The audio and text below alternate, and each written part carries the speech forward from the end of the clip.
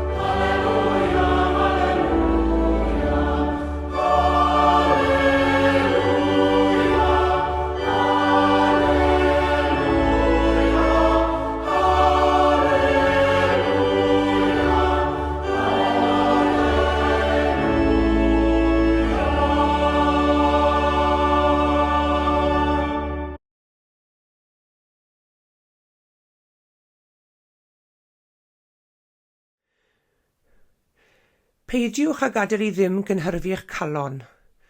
Credwch yn Nuw a chredwch yn ofinnau hefyd. Yn hif yn had y mae llawer o drigfannau. Pena byddai felly, a fyddwn i wedi dweud wrthych fy mod yn mynd i baratoi lle chwi? Ac os a fa pharatoi lle chwi, fe ddo fy nôl, a'ch cymryd chi ata fy hun, mwyn i chwithau fod lle rwy fi. Fe wyddwch y ffordd i'r lle rwy fi'n mynd. Meddai Thomas wrtho, arglwydd, ni wyddom i ble rwy ti'n mynd, sut y gallwn wybod y ffordd? Dywedodd Iesu wrtho, my fi yw'r ffordd, a'r gwirionedd a'r bywyd. Nid yw neb yn dod at y tad ond trwy o fi. Os ydych wedi fy adnabod i, byddwch yn adnabod y tad hefyd. Yn wir, yr ydych bellach yn ei adnabod e, ac wedi weld e. Meddai Philip wrtho, arglwydd, dangos i ni'r tad, a bydd hynny'n ddigon i ni. Atebodd Iesu ef, a wyf wedi bod gyda chwi cyhyd heb i ti fy adnabod, Philip. Yma'r sawl sydd wedi fy ngweld i, wedi gweld y tad.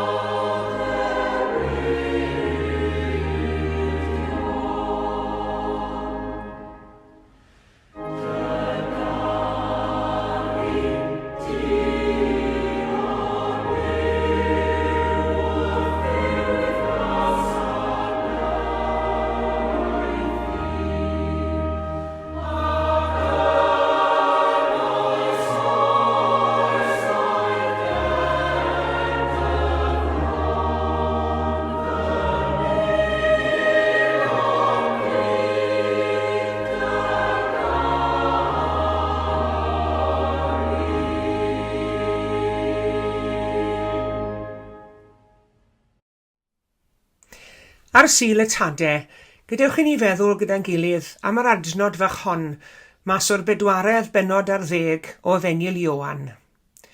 Dangos i ni y tad, a bydd hynny'n ddigon i ni. Philip ddwedodd y geiriau hynny.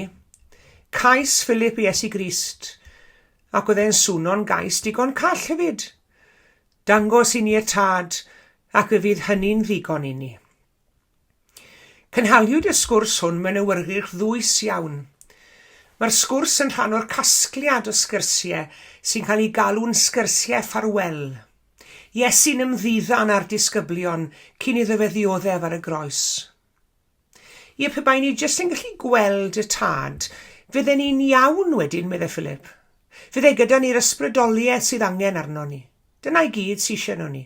Dim ond gweld y tad. Fi'n cofio clywed sgwrs rhwng aelodau o deulu rhywdro pan o'n i'n eistedd mewn caffi. O'n i ddim yn busnesan, nhw oedd yn siarad yn uchel. Ac fe glywes i'r tad yn ymfalchio yn ei gar newydd sbon. A'r fam wedyn yn sôn bod gyda nhw barbecue newydd yn yr ardd.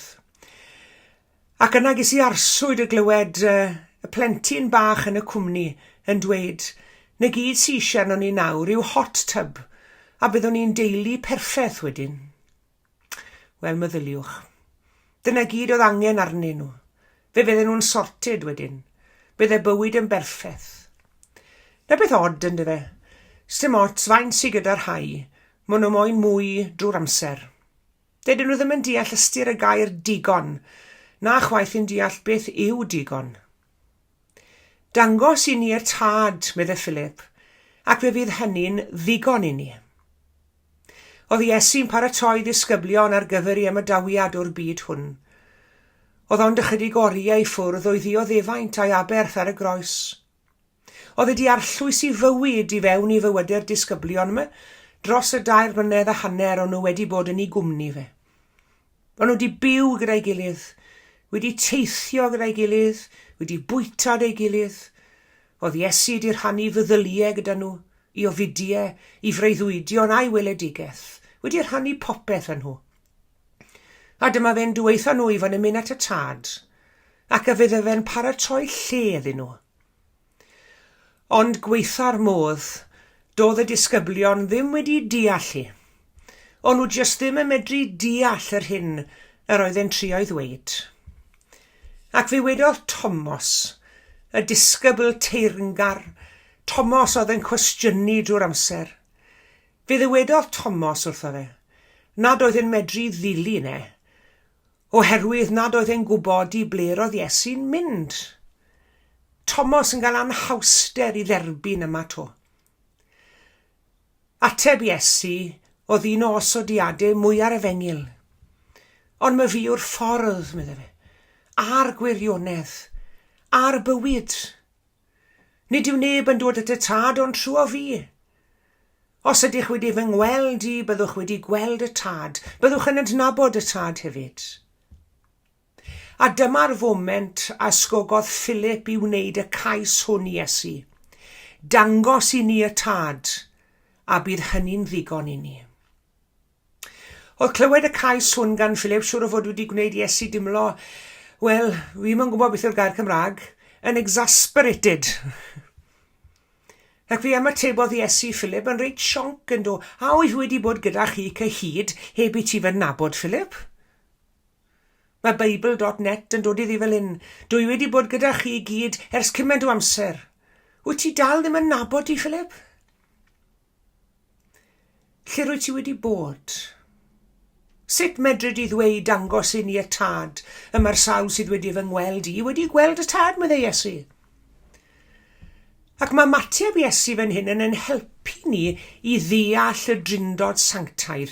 Mae Iesu a Duw yn un, a maen nhw'n anfon yr ysbryd glân, y tad, y mab a'r ysbryd glân, y drindod sanctaidd. Nawr, dibynnu ar eich cefndir eglwysig chi, ond yn sicr i fi yn traddodiad i, mae'r drindod sanctaidd yn ganolog i'n cred ni fel eglwys. Mae'n ganolog hefyd i'r traddodiad eglwysig, y mae'r eglwysyr y dwi'n gweinidogaethu arnyn nhw yn credu ac yn perthyn iddi. Y tad, y mab a'r ysbryd glân. Dyw y tad, Iesu'r mab, dyw'r ysbryd glân. Wedi treulio'r holl amser yma greu ddisgyblion. Wedi dysgu popeth iddyn nhw. Wedi gwneud popeth iddyn nhw. Wedi dweud popeth wrthyn nhw. Pan gyhoeddodd Iesu bod i ymadawiad yn agosau, ond oedd ddim wedi deallu. Oedd angen un peth arall arnyn nhw. Dangos i ni y tad, oedd angen cadarnhad, oedd angen arweiniad arnyn nhw. Fel y digwyddodd, oedd gyda nhw bopeth oedd angen arnyn nhw mewn gwirionedd am y tro o leiaf. Oedd Iesu wedi rhoi pob tamed o wybodaeth a fydd yn angenreidiol iddyn nhw i wneud y rhan nesaf o'i taith ar y ddeiar. Oedd ei pererindod newydd wedi cychwyn, ond nhw ar fi'n troi cornel. Bydd ei gweddill i taith heb bresenoldeb corfforol i harglwydd wrth gwrs, a dyna pam maen nhw wedi cael ofan. O'n nhw'n meddwl i bod nhw'n gwybod eu hangen. Fe wnaethon nhw i fynegu fe'n glir, ac rwy'n siŵr i bod nhw'n gobeithio bydd ei Iesu yn rhoi'r ateb o nhw'n i geisio iddyn nhw. Oedd Philip yn ddiamau, oedd e'n siarad ar ran gweddill y disgyblion mewn hyn yn dod e. Oedd e'n siarad ar rhan y gweddill pan roedd ei wybod Iesu am ei hangen i weld y tad. Yn ei dryswch, o'n nhw'n gafel mewn y dafedd tenau iawn. A chi'n gwybod i fi, mae Philip yn hyn yn cynrychioli pawb, ym mhob oes ac ym mhob crefydd, sydd yn chwilio am y gwir. Mae e'n ceisio sicrwydd a phrawf pendant heb sylweddoli fod yr apteb yn sefyll fan'na reit o flaen ei liged e. Ymbiliodd Iesu arnyn nhw i gredu fod yn wir. Mae'r sawl sydd wedi'n gweld wedi gweld y tad. Fe ddwedodd Iesu lot o bethau wrth y disgyblion yn y sgwrs hon, ond falle to'r peth pwysicaf ddwedodd e, oedd os oedd y disgyblion yn ei garu fe, y bydde fe'n anfon eiriolwr, yn anfon i ysbryd i fod gyda nhw yn byth. Mae'n amheus gen i a oedd y disgyblion wedi deall ei ateb e. Ond nhw'n credu bod nhw am weld y tad, ond yr hyn yr oedd angen arnyn nhw mewn gwirionedd oedd yn deimlo ac ysbryd Duw. Ymdeimlo ac ysbryd y gwirionedd. Fe fydde'r disgyblion yn debygol o anghofio'r hyn a ddwedodd Iesu wrthyn nhw, wedi iddo fe ymadael yn nhw. Ond fe addawodd Iesu y bydde'r ysbryd yn ei harwen. Ac mae'r ysbryd glân wedi'n arwen i fyth ers ni. Mae'r ysbryd glân yn anhepcor y mywyd yn heglwysu ni. Heb y nerth disgynnol hwnnw, dyw'r eglwys ddim yn gallu bodoli. Heb y gallu hwnnw, dyw'r eglwys ddim yn gallu bod yn dist yn y byd hwn. Ac os nad yw'r eglwys yn tystio, nid eglwys mohoni. Ar y diwrnod y gofynodd Philip i gwestiwn gwaradwyddus, dechreuodd Iesu gloi'r rhan honno'r sgwrs gyda'r geiriau hyn. Tangnefedd yr wyf yn ei adael i chwi. Fy'n hangnefedd yr wyf yn ei roi i chwi. Nid fel mae'r byd yn roi yr wyf fi'n roi i chi. Pidwch a gadael i ddim gynhyrfu'ch calon, na thrallodau'r eich calon, a pheidiwch ag ofni. Nid yw'n rhoi fel y mae'r byd yn ei rhoi. Rhodd yr ysbryd glân yw'r rhodd orau oll. A gan fod yr ysbryd glân yn awr yn preswylio fewn yr eglwys, y mae gyda ni'r heddwch hwnnw sy'n mynd heibio a thu hwnt i bob deall. Allwn ni wrando'r eiriau Crist pan fydd ni'n cyryddu ni beidio gofni.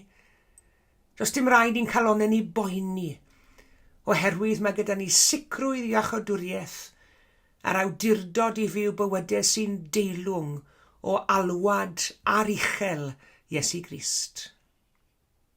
Esgynodd Iesu i'r uchelder a rhoi rhodd da i'w blant yn do. A ni yw'r plant hynny, ni yw ei dystio ni. Yr rhodd yw ei ysbryd, ac yng ngrym yr ysbryd, bydd ac y mae cenhadaeth yr eglwys yn un fyd eang, a'i gwaith dros y deyrnas yn mynd rhagddo. Cyfrinach llwyddiant yr eglwys yw ei bod yn cadw mewn cyswllt agos a pharhaol a'i harglwydd. Dangos i ni y tad. Trwy arweiniad yr ysbryd, i ni'n gweld Iesu, ac o weld Iesu, i ni'n gweld Duw, ac mae hynny yn ddigon i ni. Amen.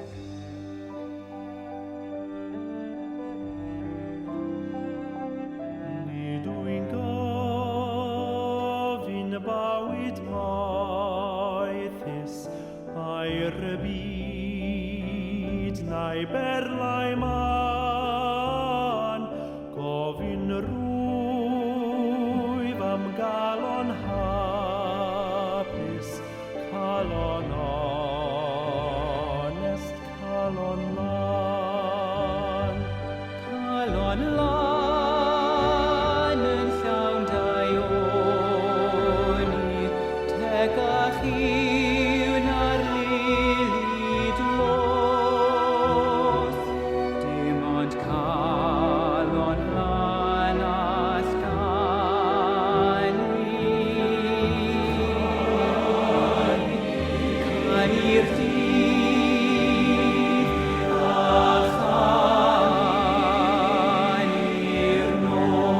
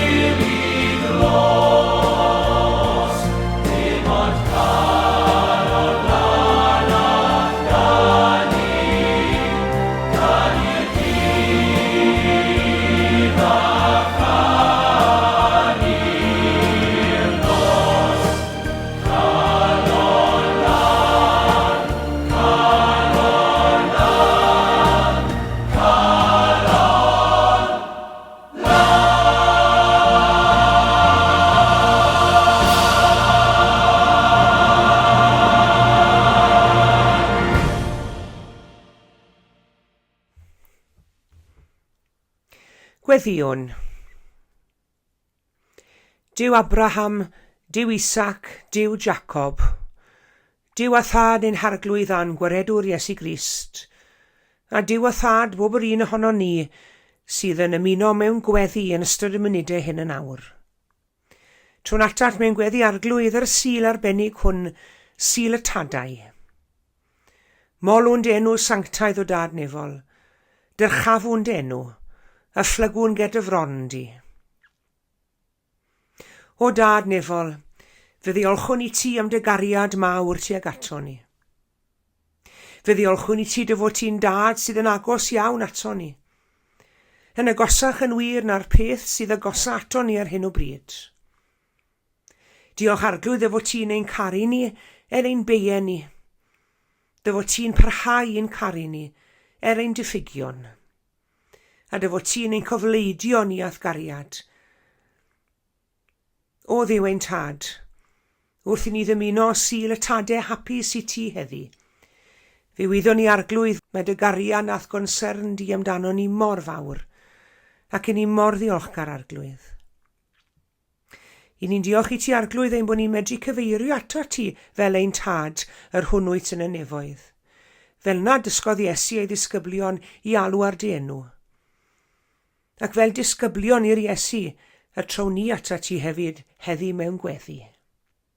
Fe gofiwn ni arglwydd am osodiad Philip, dangos i ni y tad a bydd hynny'n ddigon i ni. O dad nefol, mi rwy ti yn ddigon i ni. Iesu, Iesu, rwy ti'n ddigon, rwy ti llawer mwy na'r byd. Ac eto arglwydd madda i ni ein bod ni'n rhyw greaduried sydd yn deheu am ryw bethau drwy'r amser. Eisiau mwy a mwy o bob peth arno ni.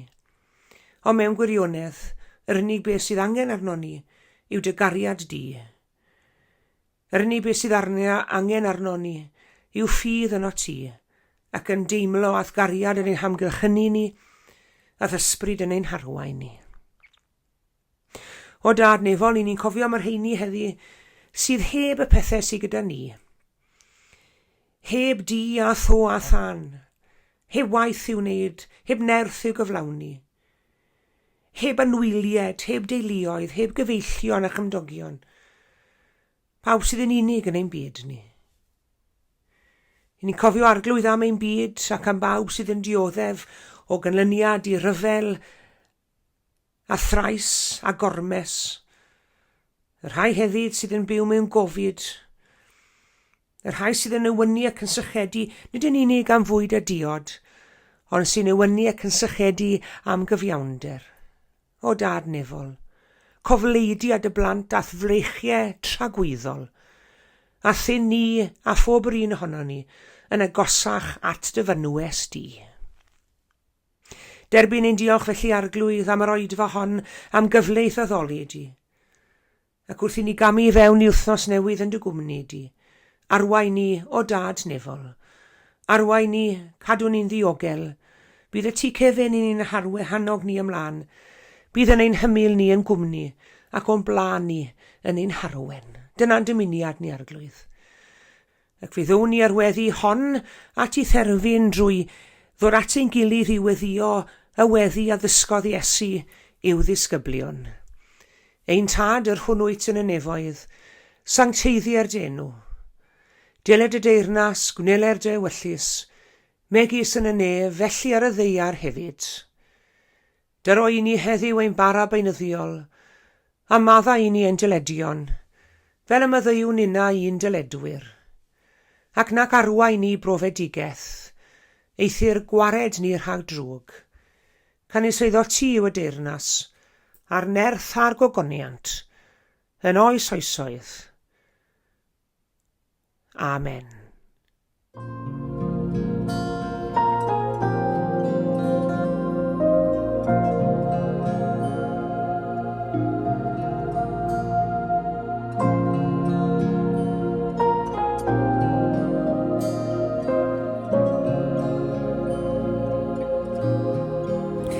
Diolch yn fawr iawn i chi gyd yma cwmni yn yr oedfa heddi. Tan y sul nesaf, cadwch yn ddiogel ac yn iach, a gras ein harglwydd Iesu Grist a chariad Duw a chymdeithas yr ysbryd glân, a fyddo gyda ni oll. Amen.